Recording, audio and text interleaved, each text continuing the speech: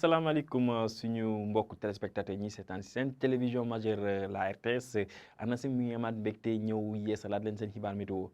tey si guddi nag ñu ngi xaarandi ay taw yu yemamaay si gox-goxaan yi nekk si sow réew mi wante suñu demee suba moom nañ gis ni que tàngaay bi dina dellu si waat rawatina si gox-goxaan yi nekk si bët gànnaar réew mi nañ xool suñu naatal satellite bi ñu muy càmbaree niir yi nañ gis ni que tey si guddi niir yi nag si sow réew mi foofu lañ leen di gën a ràññee wante suñ demee suba nañ gis ni que naaj bi dina dellu si waat que asamaan bi dina leer si bët gànnaar réew mi si digg réew mi loolu may jox si wàllum prévision tey si guddi dem suba si suba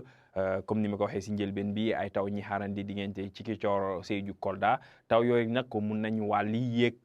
laal gox-goxaan yi nekk wetu Kaolack Fatick Mbour dem ba Dakar lu des si réew mi nag foofu nañ gis ni que asamaan bi dina bëri ay niir yuy wàlli wàllum température bi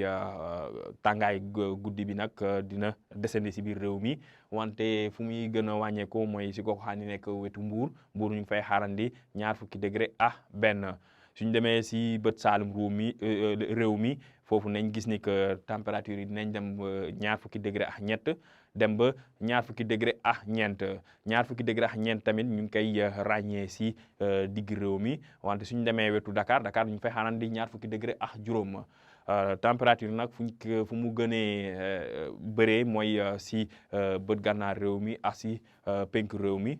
mi nag gox-goxaan yi nekk wetu Matam foofu nañ gis ni que température dinañ yéeg ba 20 degré juróom-ñett suñu demee suba nañ gis ni que asamaan bi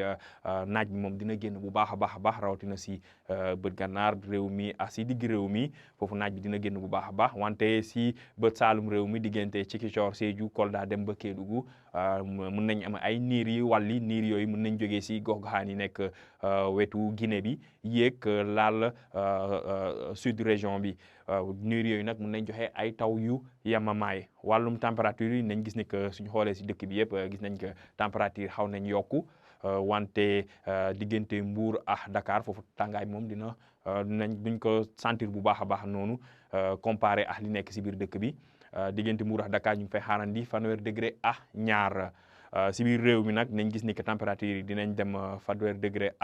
ñeent dem ba 20 degré juróom benn si gox-goxaan yi nekk Linguère Matam ba Bakel wante tàngaay bi nag fu ñu koy gën a nemmeeku mooy si gox-goxaan yi nekk wetu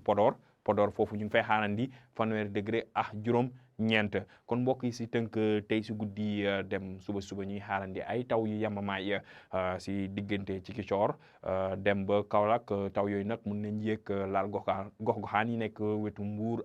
Dakar suba nag asamaan bi nag naaj bi dina génn bu baax a baax rawatina si bët gànnaar réew mi si digg réew mi wante mun nañ xaarandi ay taw yu yamamaay si bët saalum réew mi tàngaay bi nag dina dellu si waat si biir réew mi fu ñu koy gën a nemmeekoo mooy si gox-goxaan yi nekk wetu Podor foofu ñu ngi fay xaarandi 20 degré juróom-ñeent kon mbokk yi lii la ñu amoon si xibaar ñu leen di dox di jaajee ba suba wasalaam